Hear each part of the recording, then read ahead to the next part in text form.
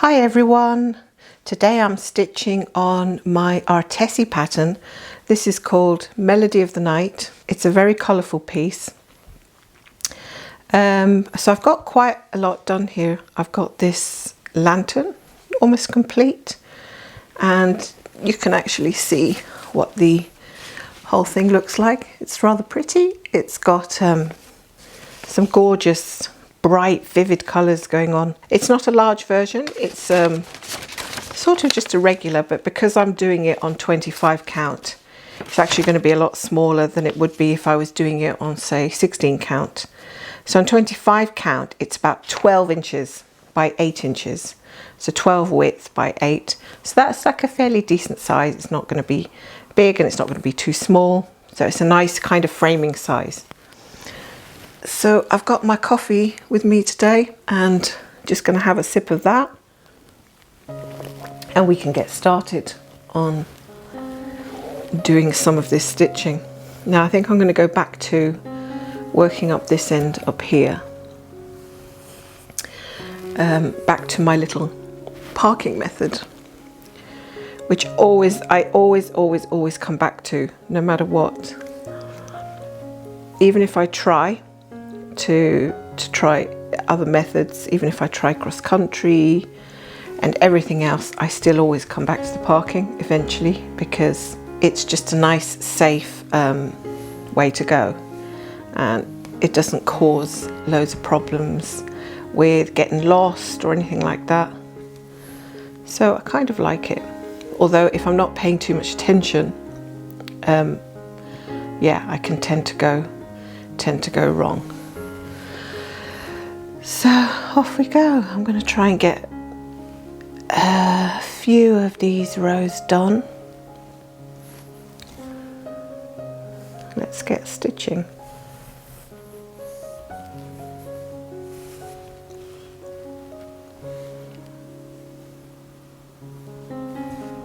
So how has everybody been? How is your stitching week going?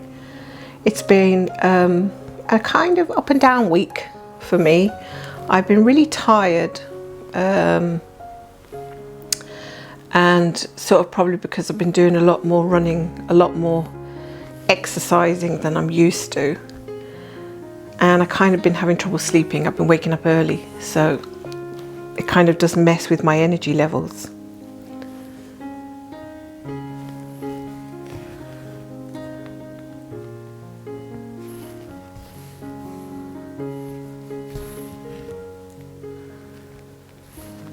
So it's surprising, but even stitching actually requires a bit of energy. I know you're only kind of using your hands, or, you know, using your brain, so to speak, but it still kind of takes it out of you. You do need a little bit of energy for stitching, funnily enough.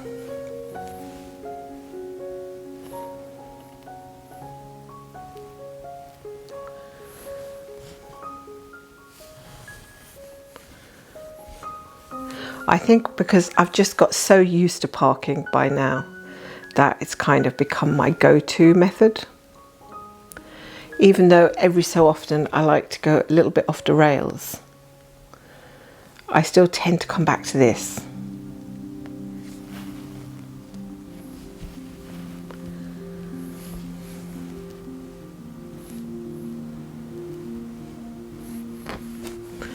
And my husband kind of calls it a form of self-punishment, like flagellation, because he thinks he's really funny, but he's not.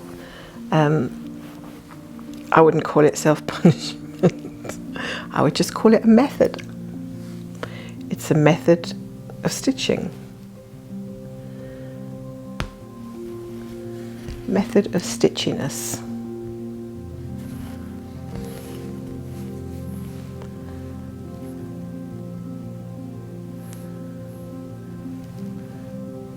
So I think I started this pattern at the beginning of this year, I think it was.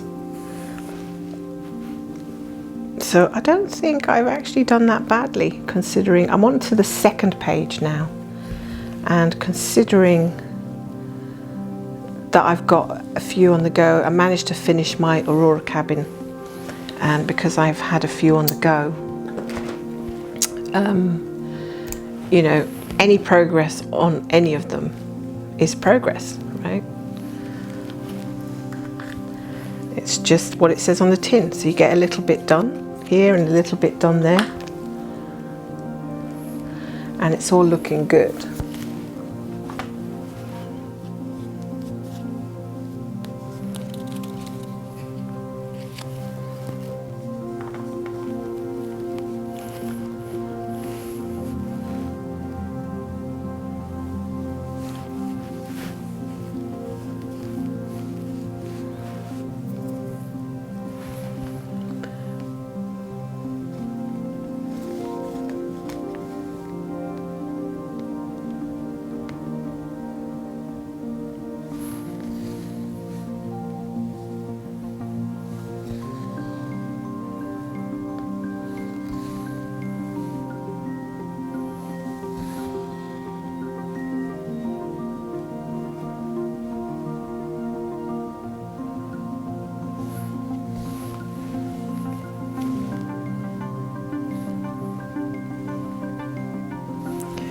So the good news is that we might actually be coming out of lockdown now.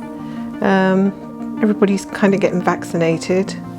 So as soon as we're all done and dusted, I think there'll be a few more freedoms coming. Actually, it's been so long that we've been locked down that I can't remember what it's like to actually do a lot of stuff socially, which is both terrifying and exhilarating at the same time.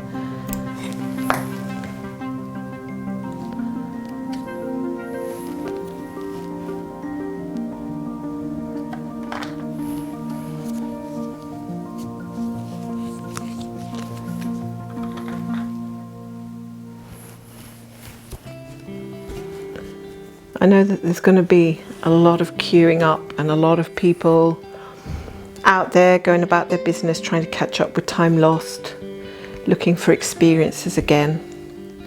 And yes, it's going to be super tiring, super difficult to get anything decent prices now. Things are going to start getting really expensive because obviously there's going to be a huge demand, I think. So let's see what happens. It's going to be interesting anyway to see how things develop from now. I think there's going to be a lot of people who are still kind of really cautious to go about their business because we've been told for so long to be careful that it's been drummed into us now. It's going to be difficult to kind of, you know, rewire ourselves and retrain ourselves again to be trusting when we're out in the public domain. So yeah, there's lots to look forward to, and there's also going to be stuff that's a little bit frightening as well, which I think is probably normal.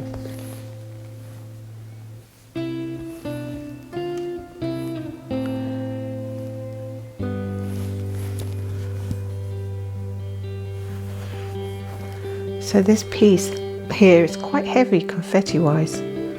I kind of knew that before I started, and I think initially it was one of the reasons why I thought about doing it, and I wasn't 100% sure, thinking, you know, it just takes so long to do each colour. Even if you're not parking, you're still going to have to be changing your threads quite frequently. And the question you have to ask yourself is it worth it? Is it worth the time? Is it worth your time? And so I kind of came to a compromise. And my compromise was to do a smaller one, not to set myself the task of doing a huge one. Because if you do a smaller one, obviously you're going to have less stitches. So this one's got 66,000. And there is a large version, which I actually have here on my pattern keeper. I can have a look and see how many stitches that's got. So the large version of the exact same pattern is 221,000 stitches. 221,000 versus 66,000. So yeah, big compromise. And for me, it just means that I'll have it done a little bit quicker than if I chose the larger pattern. So yeah, I always look for compromises when I can.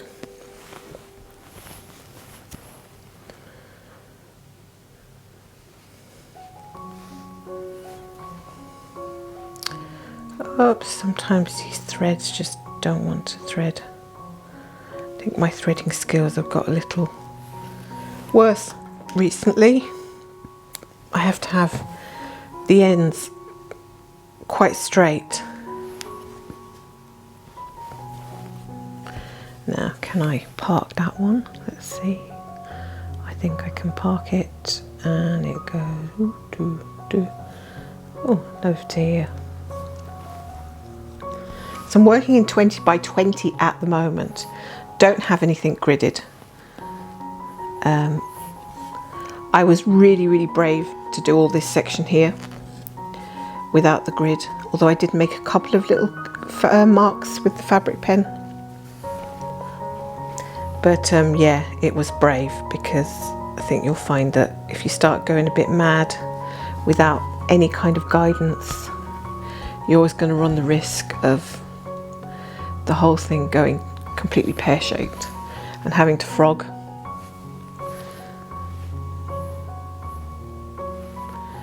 Which nobody ever wants to do.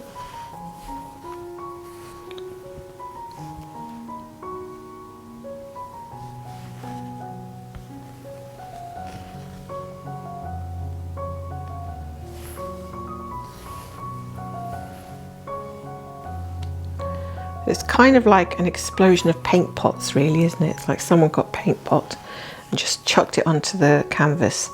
It's bright colours everywhere. It's really very pretty.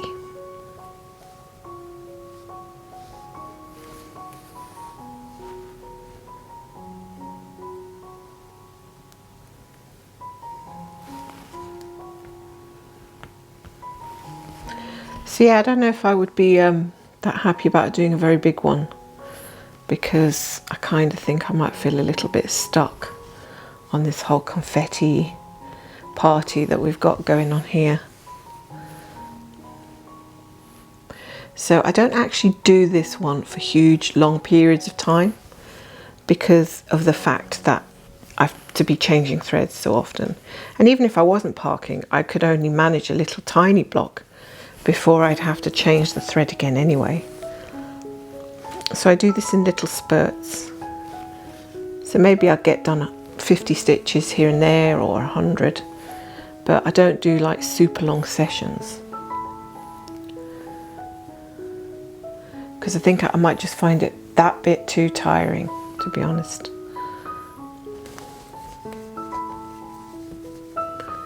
So I'm ending my thread at the back, and I'm cutting it at the back without looking. And it's been fine so far. That's kind of worked for me, although I do have to go behind at some point and see what I've done and then trim them down a bit more sometimes.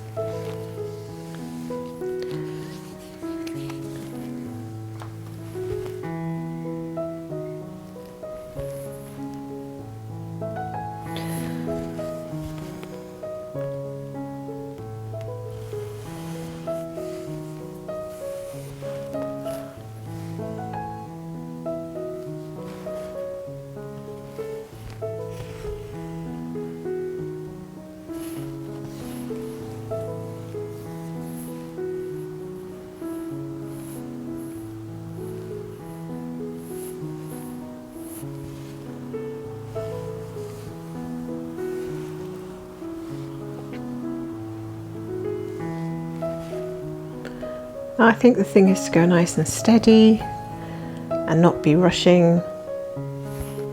Take your time getting those stitches in.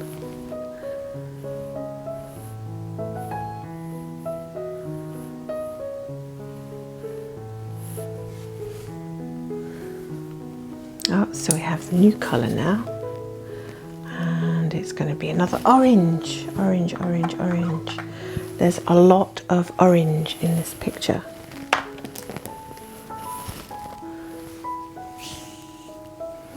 And let's go for a loop start, shall we? So we're going to go for a loop start, which is probably one of the handiest things I've ever learned when it comes to cross stitching.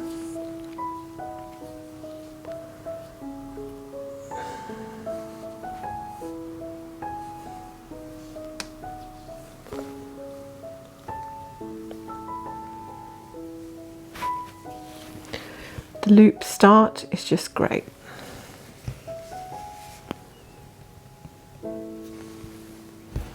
I've even learned to do it with one hand, which is useful as well.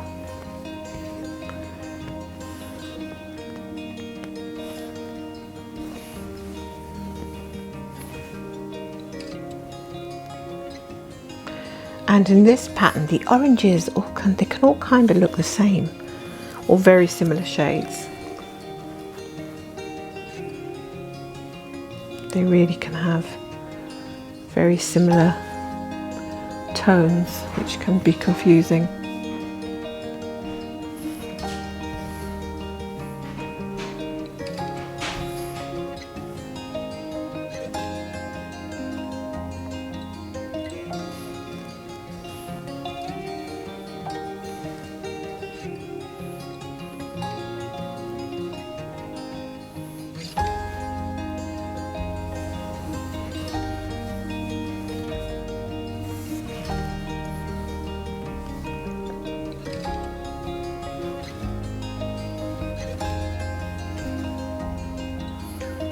This one needs to be parked quite a bit further down. Let's see if I need to count.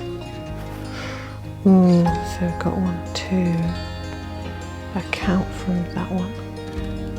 1, 2, 3, 4, 5, 6. 1, 2, 3, 4, 5, 6.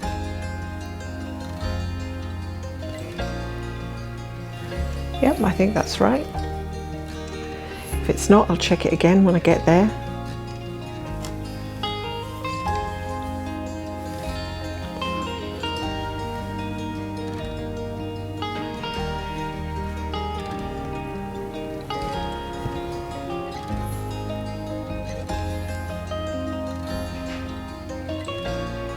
Wondering if I should park that one on the right. Yeah, why not? So we'll go 1, 2, 3 down, and that one there.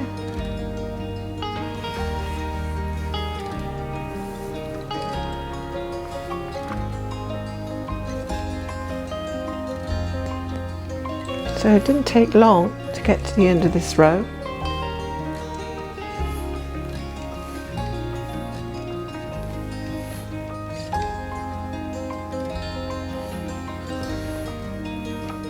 So I'm going to do that one, park it in the next instance.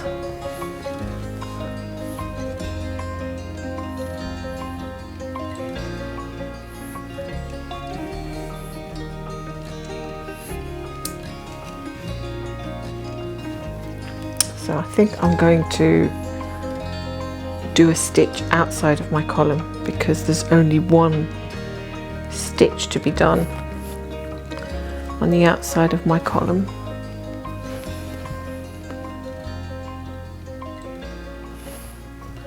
So it seems a bit silly not to do it.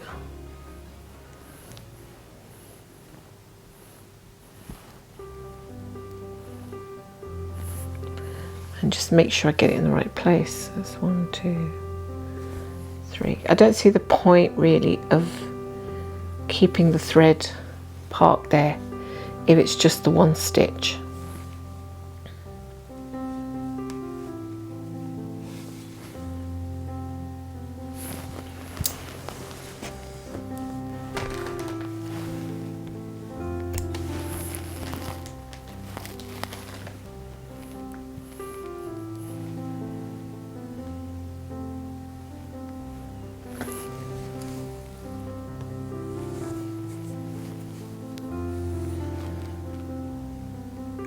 But if there's more than one stitch outside the column, I'll probably just park it like this one here coming up. So I'm just going to park this colour to the right. I don't want to do too many stitches outside my column, because then I start to get confused as to where the column actually ends. But there's lots of ninja stitches here at the moment.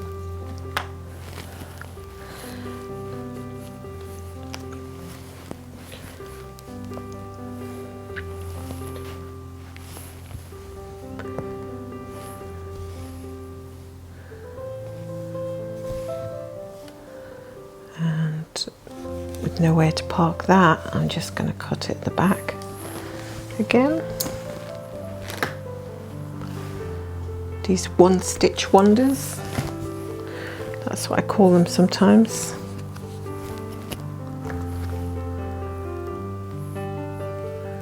And I think it's because it's a wonder why anyone bothers. Why not just use the colour beside it, or the nearest shade colour?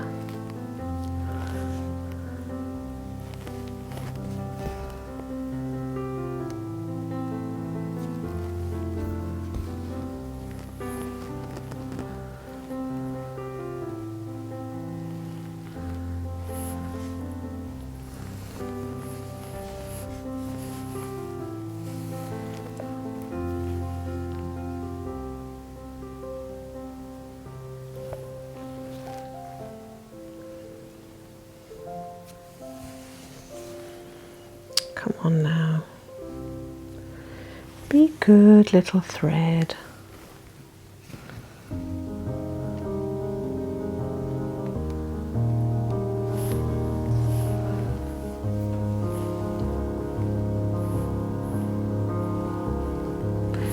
And another ninja stitch. What one is this one?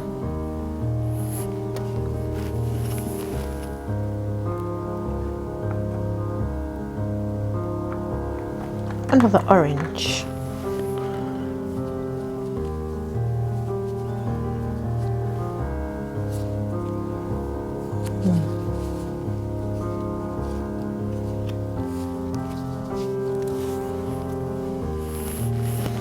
Might do.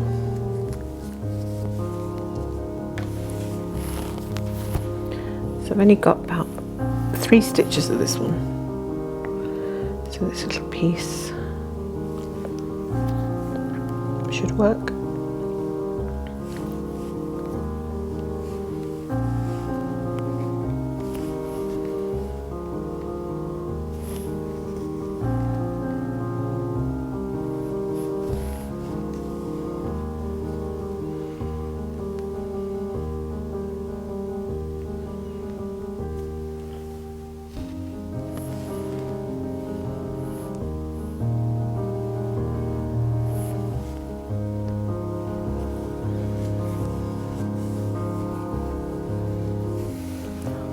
So I've had a couple of finishes this week, and not just on one of my projects, cross stitch projects, but I also managed to finish a knitted jumper that I was making.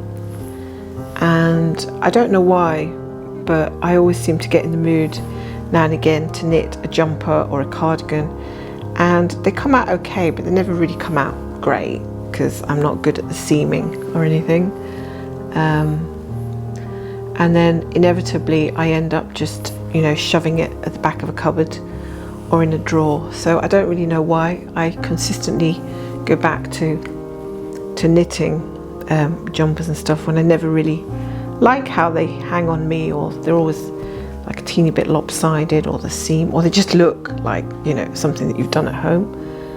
And even though I'm kind of proud that I did it, I still think, you know, why do you do it? Because you never wear it. You just end up sticking it in the cupboard saying, oh, I made this jumper, but I never wear it.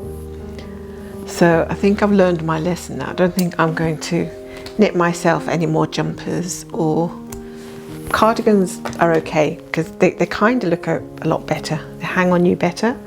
But jumpers, or sweaters as you might call them, can be really tricky to get, you know, on you, right, to make you, to kind of flatter your shape or whatever. So yeah, but it was a good experience anyway. I do kind of like having a good knitting session every so often, and crochet. I love doing knitting and crochet. Two things that I love. I used to do a lot of crochet way before I really got into this kind of heaven and earth business. I would crochet like all the time, making dolls and all kinds of stuff. Mandalas. I even have like a few patterns on the internet for sale, stuff that I've created and designed, which are still up on Ravelry, and it just is another fun craft to do.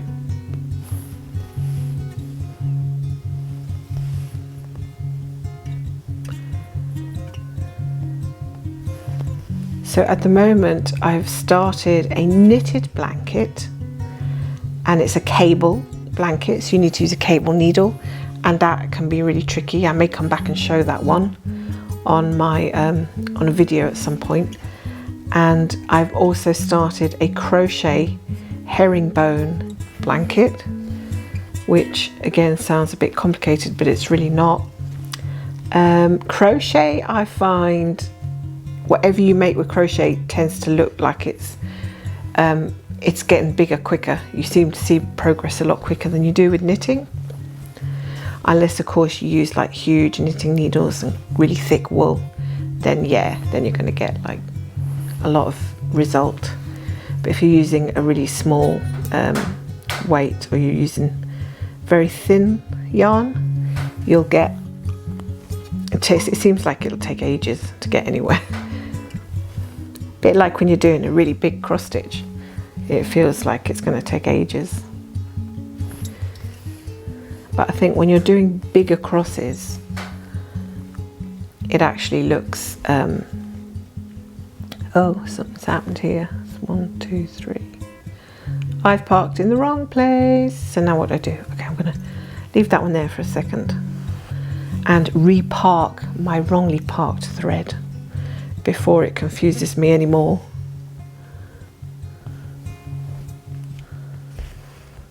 Just like really quickly.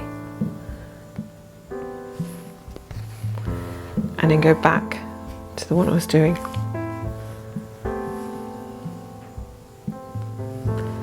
Oh, complete chaos avoided.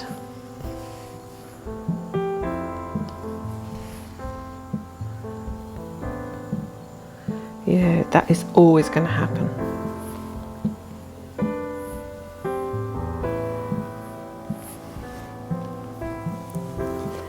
So yeah, as I was saying, I will come back and show off my finished, show my pieces at some point,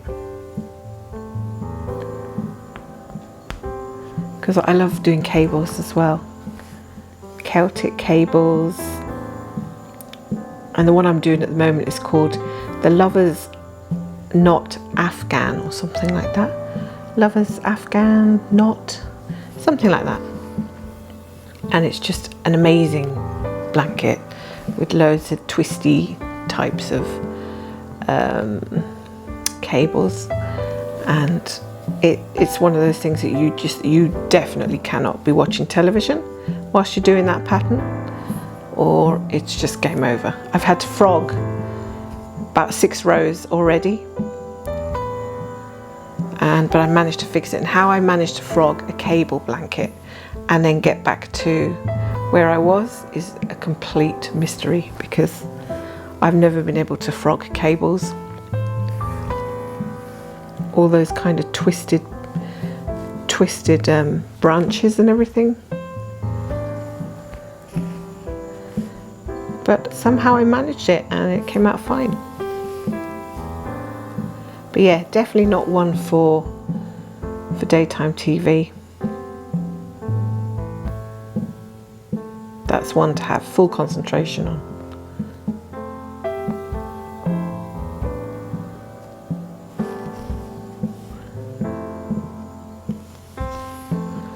Okay, so where are we parking this one? This one's going to be parked. 1, 2, I'm not sure which end I'm coming from down the bottom, but I'll figure it out when I get there. Now I'm coming to the part which was all cross country. So I'm going to be skipping over some of the stitches that I've already done.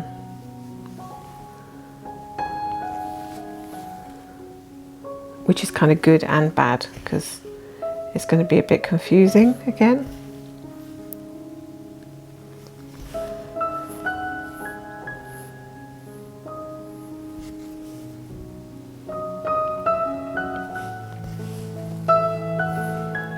But right now I'm just kind of in the mood for continuing with the parking. It's just whatever mood takes me.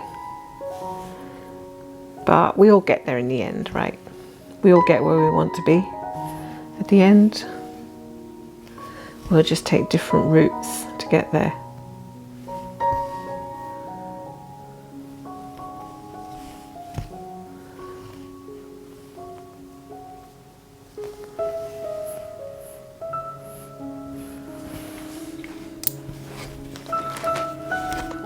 I'll have to figure out what colour this is again, because if I don't wind back the little pieces that I've used, they will just get lost, and they are useful further down the line when you just want to do 1 or 2 stitches.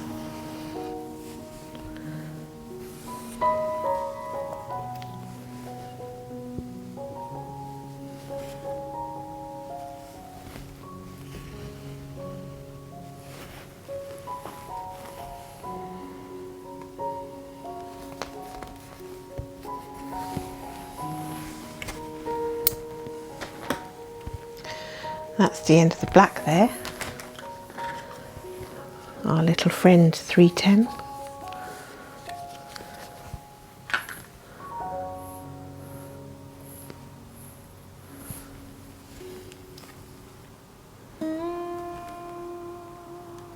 So even though I'm skipping over this cross-country bit that I did down here, I'm still parking and I'm still going to go work myself down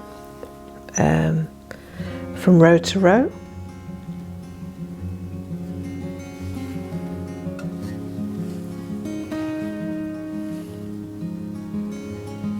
And at the moment I seem to be ending a lot of threads,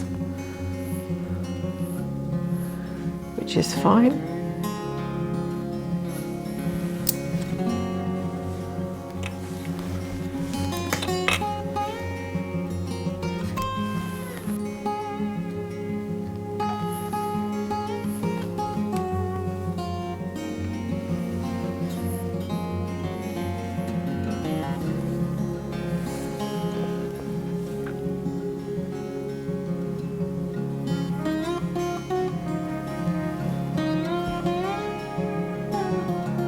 One, 2, 3, 4 down.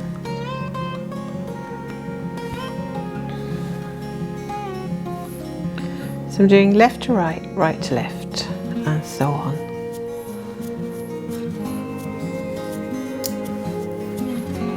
Okay, which colour are you now? Do another orange. Gosh, we've got a lot of orange. Bright sunshine today.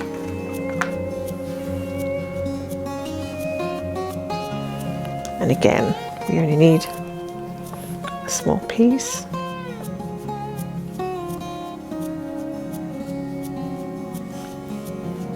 Sometimes if you lift up those park threads, you can just count from a park thread to where you need to park with your new thread. So the park threads, if you don't have them wrong that is, are actually a pretty good guide for counting.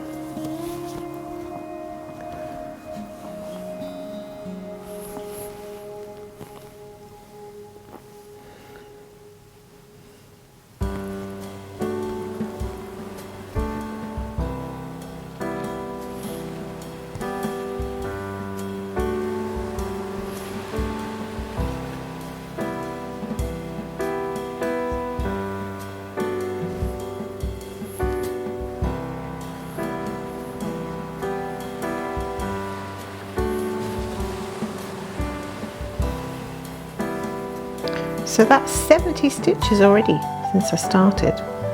That's not bad going really, is it?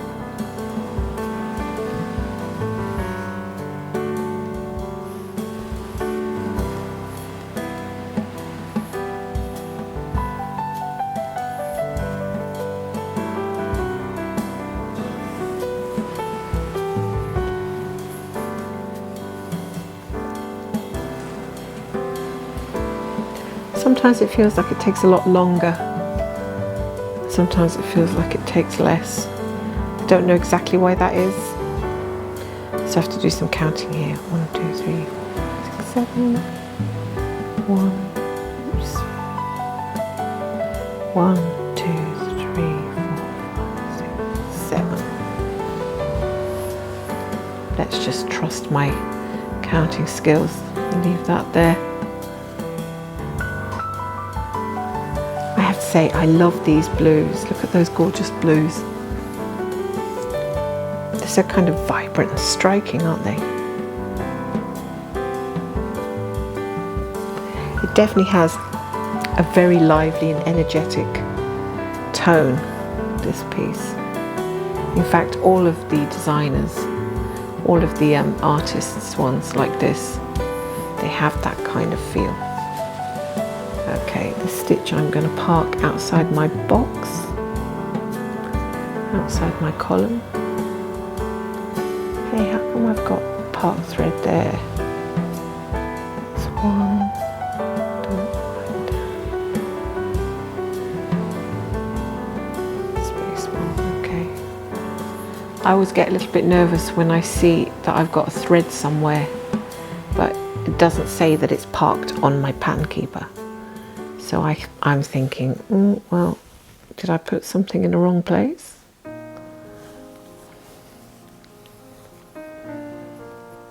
Or it's probably that it is actually parked there, but that I haven't marked it as parked on my pattern keeper. That's the most likely scenario, which has happened a few times. So I do like to identify my stitches as being parked or not, as the case may be.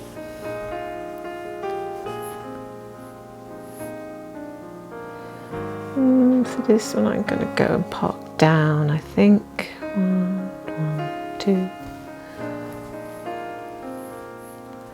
Because sometimes you can have to have 2 threads on the go for the left side and the right side.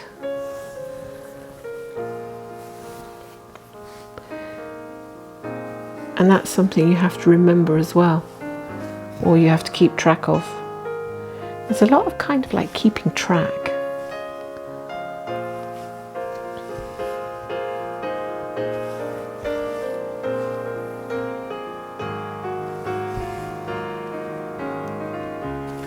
My goodness, 5 stitches in a row. That's a miracle. Whoever would have thought? You should celebrate.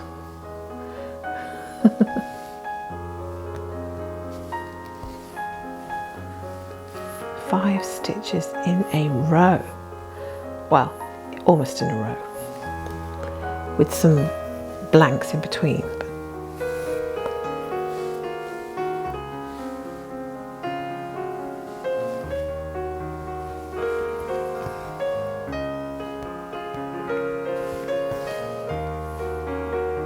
Here come our little orange vests.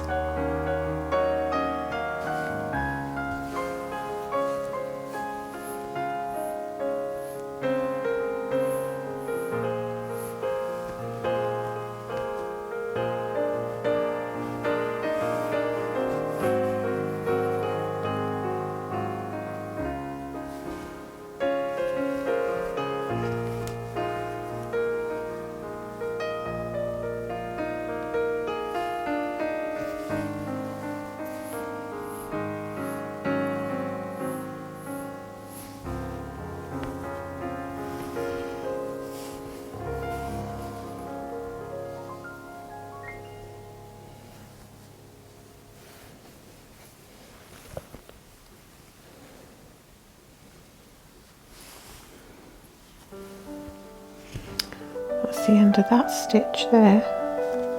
Nowhere to park it, so I'm going to end it at the back.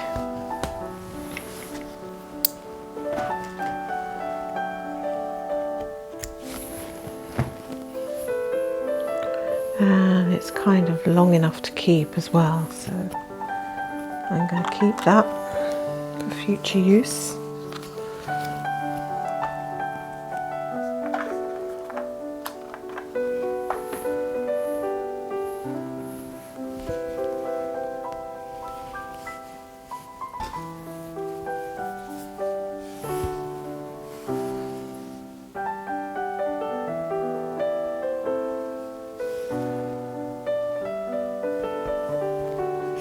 Oh, got another few stitches in a row here. That's too exciting. How many? 1, 2, 3, 4, 5. Okay.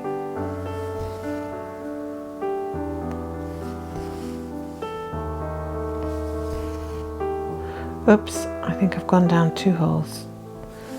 Oh, I've had this problem before and I've messed it up trying to come back up from behind. So I've learned my lesson now, and I just take it off the needle and rethread it. Pick it out and rethread it, because I've got into such tangles in the past by trying to come up through the back again.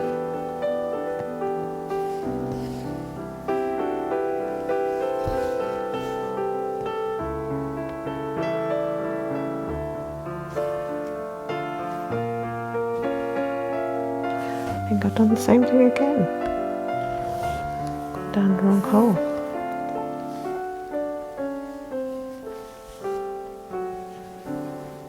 3, 4 and 5. And then, excitingly, there's a few more. Skip 2 and then there's 2 more.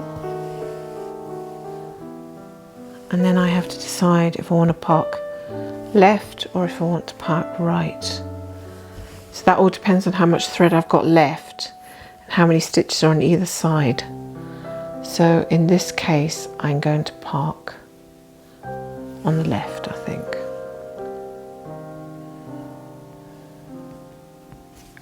Just there. And I'm going to have to start another thread on the right, because I don't want to be carrying a thread, say from here to here and then back again, so forth, on 20 stitches anyway.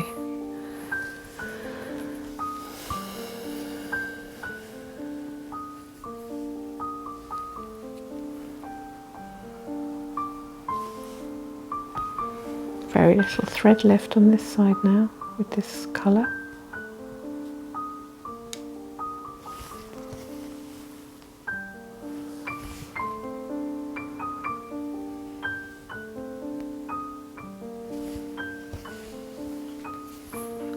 Try and use up to as small as I can piece, and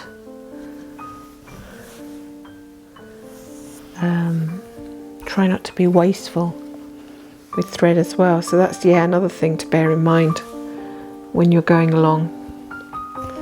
And I'm lucky enough to have another row of colours here. So here I've got 6. Wow. 6 in a row without changing colour.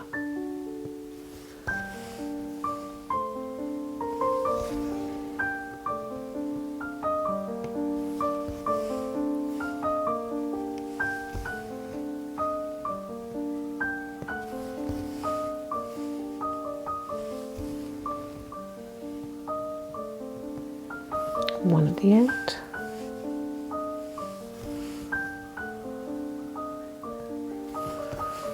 Wow, a momentous experience.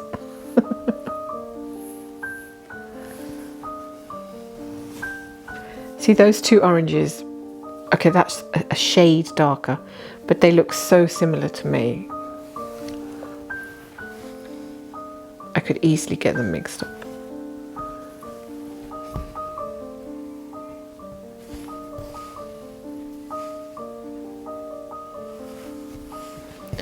So I think I'm going to come to the end of this little stitchy sesh.